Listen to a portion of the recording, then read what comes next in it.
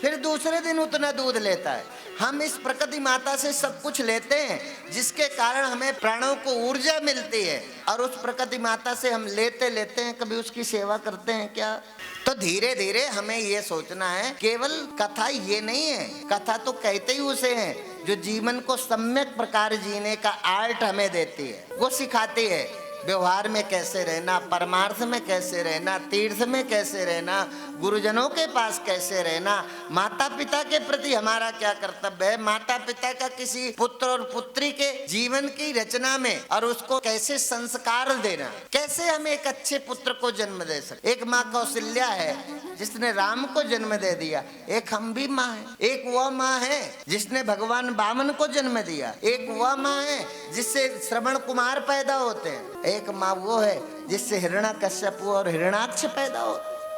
हमें नहीं लगता हम धीरे धीरे हिरण्याकश्यपु और हिरण्याक्ष पैदा, हिरण्मयेन पात्रेण हिरण्याक्ष, हिरण और आक्ष, इसका संधि विच्छेद करो, हिरण्याक्ष, जिसकी दृष्टि में पैसा ही पैसा, जगत ही जगत सब कुछ है, जो पैसा ही पैसा, वो सब हिरण्याक्ष ही तो हैं। हम धीरे धीरे सब हिरण्याक्ष हो रहे हैं। हिरण्याक्ष, हमारी जो दृष्टि है वो पैसे में है, परमात्मा में नहीं है। जिनकी दृष्टि केवल पैसे में है वो सब हिरण्याक्ष हैं, ठीक है ना? तो हम किसको जन्म दे रहे हैं? हमारे बच्चों की किसमें दृष्टि है? पैसा के कारण तो हम अपनों को धोखा दे देते हैं, पैसे ही सब कुछ सर्वोपरि है ना? तो हम हिरण्याक्ष को जन्म नहीं दे रहे। एक माँ अदिति है जो देवताओं को जन्म देती है। तो हम धीरे धीरे ये देखें हम किससे पैदा करते हैं। ऐसा नहीं है, ये खेल नहीं है जीवन का विज्ञान। जब तक ये समझ नहीं आएगा ना, आप खूब जी लो। थोड़ा समझदार हैं तो क्या हो गया? जिनके समझ नहीं है उन्होंने बच्चे नहीं पैदा किए क्या? जिनके समझ नहीं है उनके बच्चे पले नहीं क्या? उनके बच्चे जीवन नहीं जीते क्या? मनुष्य के अतिरिक्त और योनियां हैं, वो अलग से कोई बच्चों के लिए फैक्ट्री लगाते हैं, उन्हें पढ़ा लिखा के कहीं नौकरी में भेजते हैं क्या? नहीं जी रहे। खादते मोदते नित्यम सुनका सूकरा तथा, यदि खाना पीना और हंसना खेलने का नाम जिंदगी है तो सुबह तो कुत्ते को देखो आप, खेल रहा है, हंस रहा है, खा रहा है, पी रहा है, जानवर सब ये कर ही रहे हैं। खादते मोदते नित्यम सुनका सूकरा तथा, ये तो सुअर गधा घोड़ा बिल्ली कुत्ता सब कर रहे हैं। मनुष्य वो है जो अपन, ये नहीं, मनुष्य तो वही है जो मनुष्य के लिए जिए। पशु प्रवृत्ति है वही कि आप ही चरें, न हुई इस मृत्यु तो वृथा जिए वृथा मरे। ये मनुष्य तो वो है जो अपने अतिरिक्त भी और किसी के लिए भी जीता। ये मनुष्य ही है जिसके ध्यान में गाय की सेवा है। ये मनुष्य है जिसके ध्यान में पशु पक्षियों के प्रति, चिड़ियों को पानी कौन रखता है? मनुष्य है ना। चिड़ियों को दाना कौन डालता है? मनुष्य। चिड़िया, कोई चिड़िया के लिए दाना डालती है क्या? इसीलिए मनुष्य श्रेष्ठ है। मनुष्य में सबके प्रति कुछ अच्छा सोच लेने का सामर्थ्य है। जो सबके प्रति अच्छा नहीं सोच सकता वो मनुष्य नहीं है, ठीक है ना? तो धीरे धीरे पहले हम मनुष्य बने। जब हम मनुष्य होंगे तो निश्चित रूप से एक दिन भगवान के भक्त होंगे, और जब जिस दिन हम भगवान के भक्त होंगे उस दिन निश्चित रूप से हम भगवान को प्राप्त करने के अधिकारी।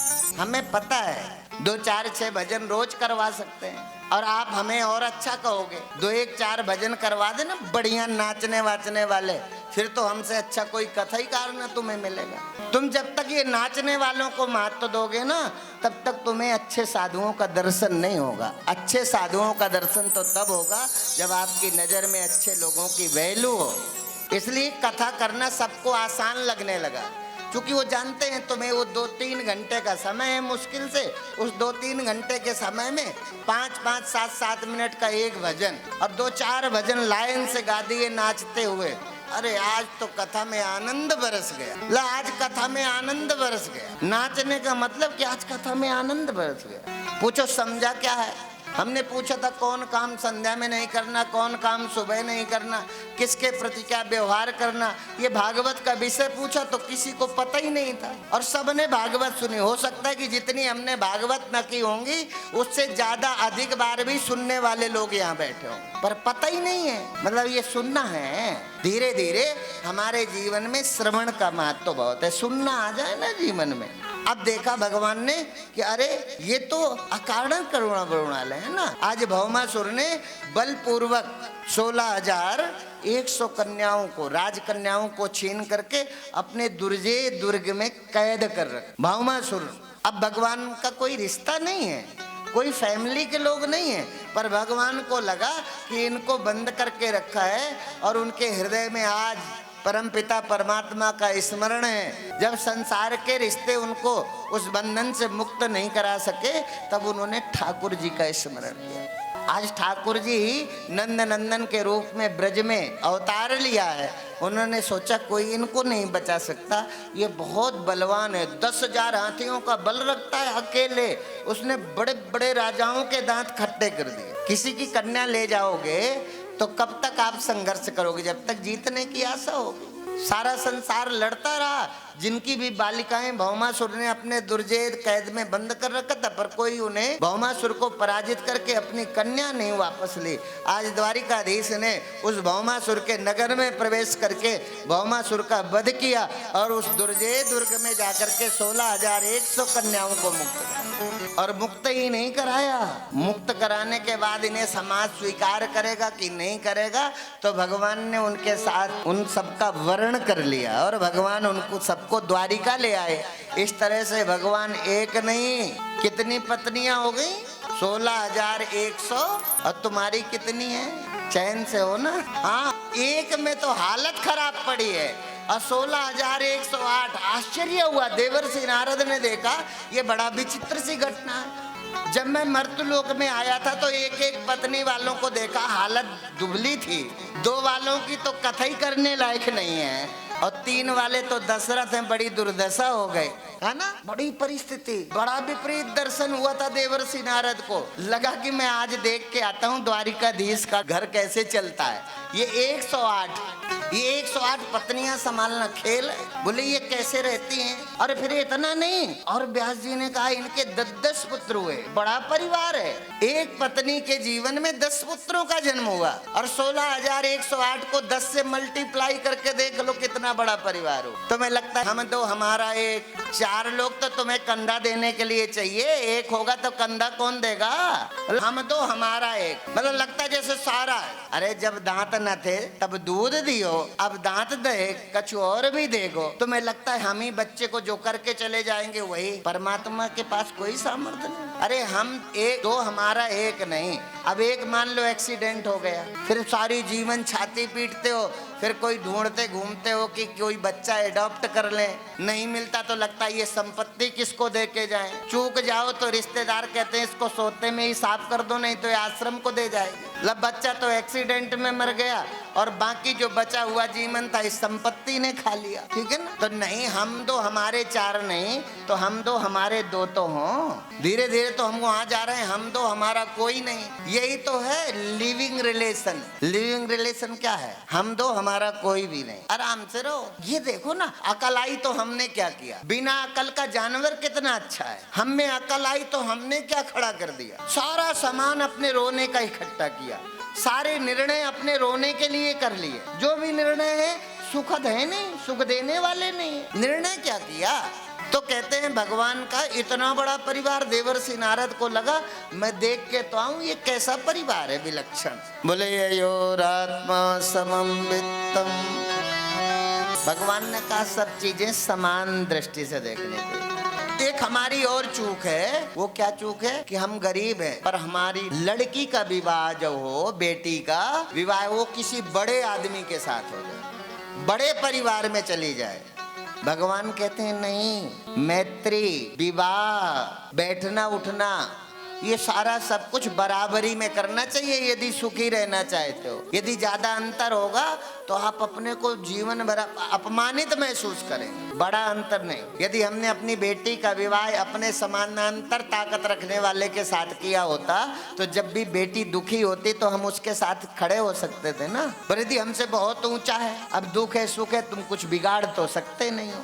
ये नहीं कि निर्णय आपका गलत है, ये नहीं कि आपने बेटी के साथ धोखा किया है, ये आरोप नहीं है कि आपने कोई खराब किया है, पर आपने अच्छे के कारण सत्य का विवेक नहीं किया कि हमें कैसे रहना है, किन लोगों के साथ बैठना, कितना व्यवहार करना, ये विवेक करना भूल गए हम। ये थोड़ी है कि हम कोई बुरे हैं। हमने यदि अपनी बेटी को किसी अच्छे बड़े घर में भेजा है तो वो हमारी अच्छी भावना है, पर अच्छी भावना से सुख ही मिलेगा ऐसा नहीं है। बिना विचारे जो करे सो पीछे पछताए, काम बिगाड़े आपनो जग में होता हंसाए। बिना विचारे, इसलिए तो चलो तो विचार के, बोलो तो विचार के, है ना। चलना है तो विचार के, बात करो तो विचार के। ये बिना विचारे जो करता है वो पीछे पछताता है। ये पछताने की जिंदगी उन लोगों की है जो बिना विचारे। इतना बड़ा परिवार देखा तो देवर्षि नारद चले गए कौतूहल बस।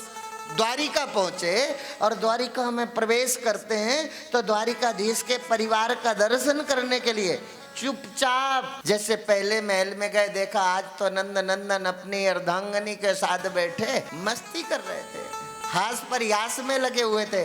देवर्षि नारद ने देखा द्वारिकाधीश तो बैठे, यदि द्वारिकाधीश यहाँ बैठे हैं तो दूसरे वाले घर में कौन होगा, वहां परिवार कैसे रहता, तो दूसरा घर देखने चले गए। दूसरे महल को देखा तो वहां भी ठाकुर जी का दर्शन हुआ। वहां ठाकुर जी अपने बच्चों के साथ, संतान के साथ क्रीड़ा कर रहे थे। लगा ठाकुर तो यहाँ भी हैं, तो तीसरे महल में चले गए। ऐसे करते करते 16,108 महलों को देखा, सब जगह श्याम सुंदर का दर्शन हुआ। द्वारिकाधीश को देखा तो चुपचाप आ गए। देवर्षि नारद चुपचाप वहां आए जहाँ द्वारिकाधीश बैठते थे, समाज की समस्याओं को सुनते थे। और जब उस राजभवन में आए और उस राज्य सिंहासन पर जहाँ सम्राट की भूमिका पर द्वारिकाधीश बैठ करके समाज की समस्याओं को सुनते थे, वहाँ देखा तो समाज की समस्याओं को सुन रहे थे। मन ही मन ठाकुर जी को प्रणाम किया, परिश्रमित थे, थके थे, इतना बड़ा महल घूम कर आए महात्मा जी, और एक तो ऐसा कौतूहल, थक गए, प्रसन्न भी हैं। आज देवर्षि नारद प्रसन्न भी हैं, ठाकुर को सब जगह देखा है और चलते चलते थक भी गए, तो चेहरे में पसीना की बूंदे हैं, श्रम बूंदों को देखा। ठाकुर जी ने कहा महात्मा जी इतने दिन बाद कहाँ से आए हो? देवर्षि नारद आओ, ऐसा लगता है जैसे थके हो, लंबी यात्रा से आए हो क्या? अब देवर्षि नारद क्या बताते, लंबी यात्रा से आए कि छोटी यात्रा से आए? वो अपने मन का था, अपने मन का भगवान।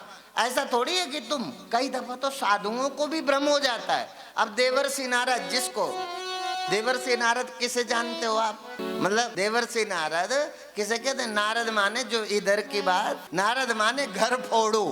नारद जी का एक नाम और था घर फोड़ू, पर वेद व्यास जी ने कहा नारद केवल घर फोड़ू ही नहीं है, नारद जी संसार में रिश्तों को तोड़ते हैं और करते क्या, बोले अपने ठाकुर के चरणों से जोड़ देते हैं।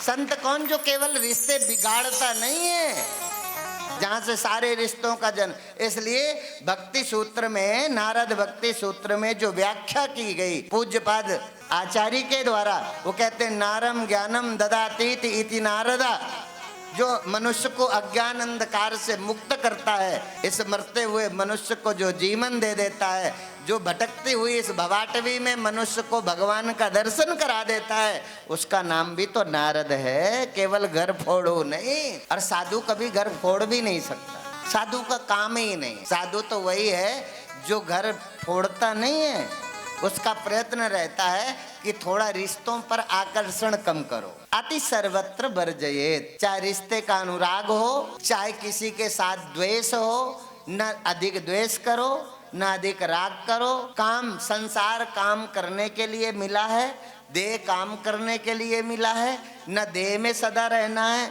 न सदा संसार में रहेंगे, और न हमारे कोई पहले के लोग रहे हैं, इसलिए काम करने के लिए देह मिला है। और कार्य क्षेत्र ये संसार है, कार्य करें, देह में रहें, और जब जाएं इस संसार से तब धर दिन, ज्यों की त्यों धर दीनी चदरिया, है ना। जैसे यतन से, युक्ति से, जैसे कबीर ने ओढ़ी, महात्मा कहते हैं जैसे हमने ओढ़ी है ना, ऐसे ही तुम एक बार ओढ़ना सीख जाओ। चदरिया तो ओढ़नी पड़ेगी, बिना ओढ़े तो भगवान भी नहीं मिलेंगे। भगवान को भी पाना है ना, तो ये देह रूपी चदरिया ओढ़नी पड़ेगी। पर जब संसार छोड़ के जाओ तो जैसे जतन से कबीर ने ओढ़ी, ऐसा ही हम भी ओढ़े, इसमें कोई दाग न लग जाए। समझते हो ना। अभी तो मन में आया तो किसी के साथ प्रेम कर बैठे, मन में आया तो किसी को धन दे दिया, मन में आया तो तलाक दे दिया, मन में आया कर लिया। ऐसे नहीं, कोई दाग न लगे। कैसे जीवन जियो, इसमें कोई दाग न लगे इस चदरिया में।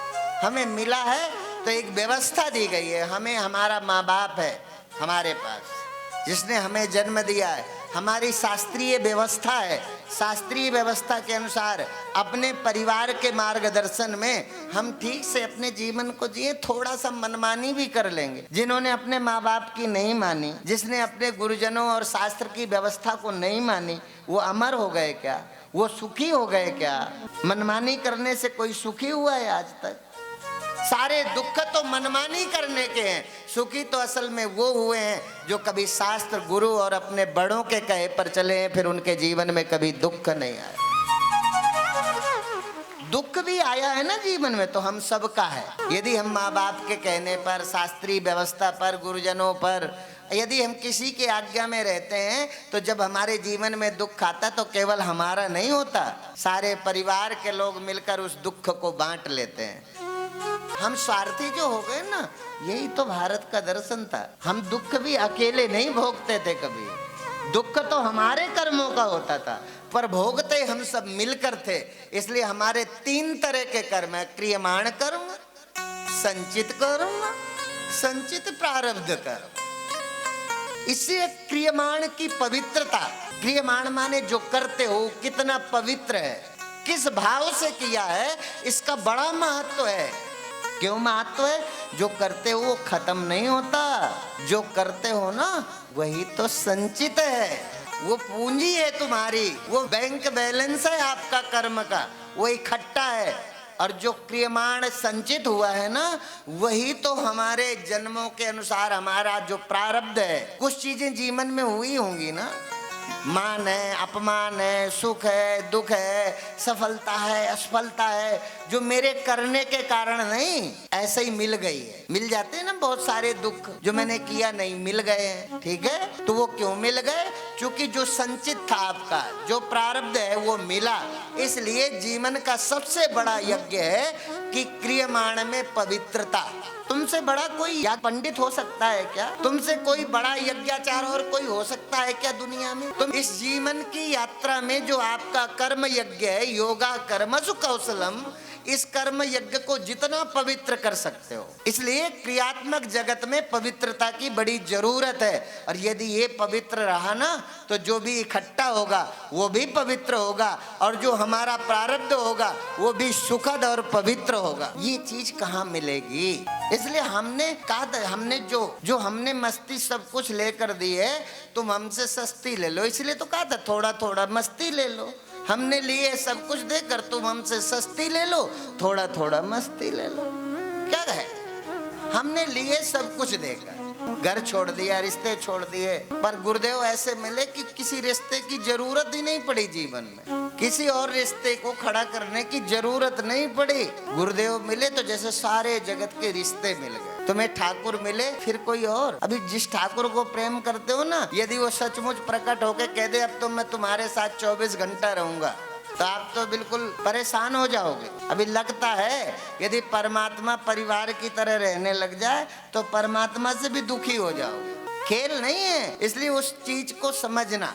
इसी क्रम को आगे बढ़ाते हुए देवर्षि नारद ने कहा, नहीं महाराज, मैं तो थका इसलिए हूँ, मैं इंद्रप्रस्थ से आया हूँ, और पांडवों द्वारा जिस राजसूय यज्ञ की योजना बनी है, जिस राजसूय यज्ञ को संपन्न करना चाहते हैं, मेरी इच्छा है मैं उनका निमंत्रण, उनका संदेश लेकर आया हूँ। आप इंद्रप्रस्थ पधारें। आप इंद्रप्रस्थ चलेंगे तो पांडवों द्वारा आयोजित राजसूय यज्ञ संपन्न होगा और अपनी सिद्धि को प्राप्त करेगा। आप चलें। ये प्रस्ताव देवर्षि नारद रखे ही रहे थे कि उसी समय जरासंध के दुर्जय दुर्ग में बंद 20,800 राजाओं का संदेशवाहक आया, और उसने द्वारिकाधीश के सामने वो प्रस्ताव रखा कि मैं उन राजाओं का दूत हूँ, मैं उन राजाओं का संदेशवाहक हूँ जिसे जरासंध ने अपने बाहुबल से जीत करके अपने बंदी गृह में बंद कर रखा है। वो 20,800 राजाओं को मुक्त कराने के लिए मैं याचक की तरह, संदेशवाहक की तरह आपके इस राजभवन में आया हूँ।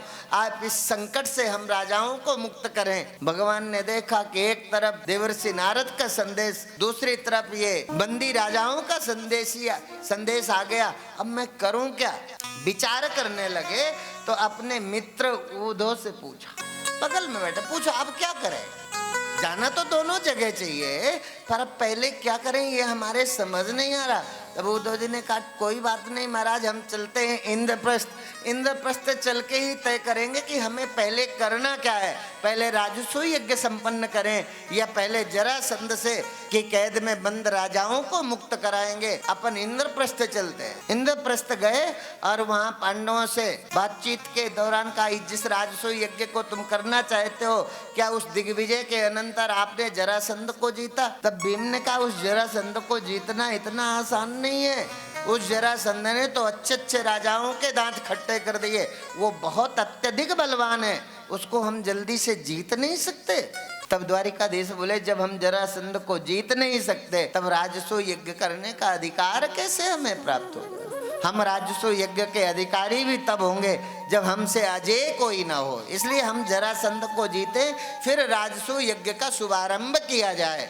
पूछा द्वारिकाधीश से फिर हम कैसे जीते उसको? द्वारिकाधीश की वो अभिनव योजना, उस योजना के अंतर भीम और गांडीवधारी अर्जुन सहित स्वयं आज भगवान ब्राह्मण का वेश धारण करके उस जरासंध के राजभवन पर पहुंचे और भिक्षा की याचना की। हीरे जवाहरात से भरे हुए भिक्षा के पात्र जैसे भगवान द्वारिकाधीश के समक्ष उपस्थित हुए।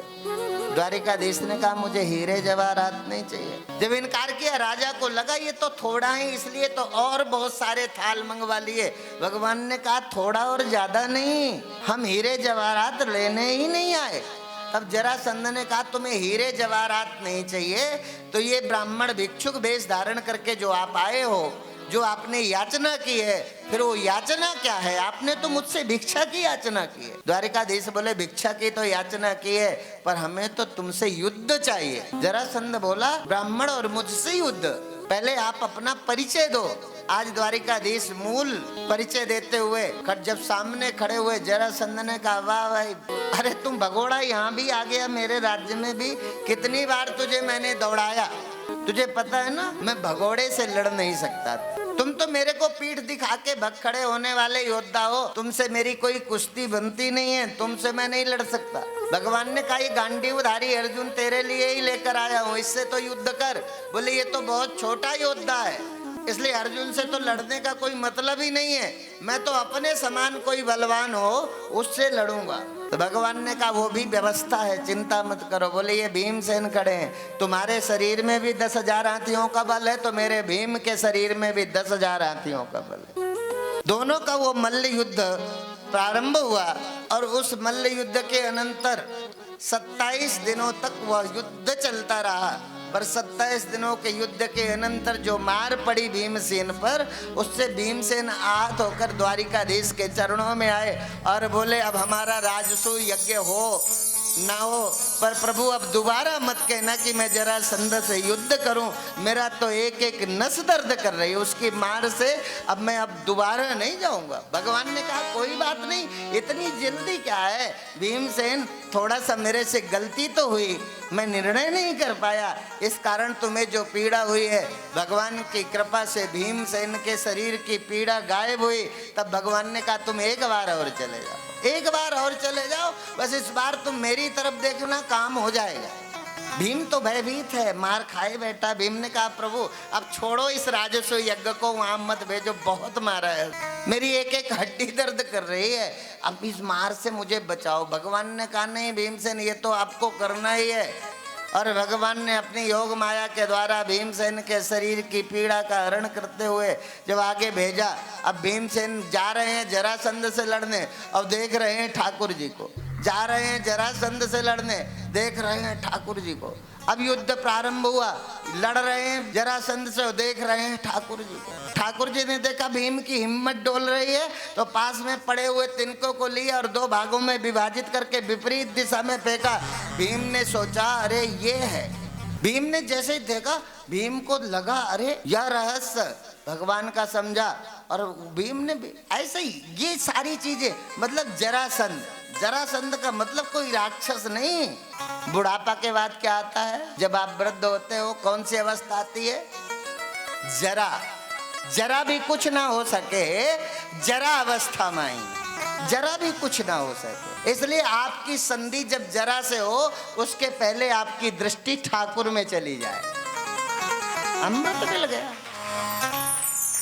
जरा माने उस जरा अवस्था से आपकी संधि हो, उसके पहले आपकी दृष्टि ठाकुर में चली जाए, फिर आपको जरासंध कुछ भी नहीं। तो जरा जो सोचते हैं ना जरा अवस्था में कर लेंगे, इसलिए संतों ने कहा जरा भी कुछ ना हो सके जरा अवस्था में। ये जो बुढ़ापे के बाद की अवस्था है, फिर भजन करोगे जब सुनाई नहीं देगा, दिखाई नहीं देगा, बैठ नहीं सकते, जबान नहीं हिलती, जब शरीर असाध्य हो जाता है, तब ठाकुर की याद करोगे।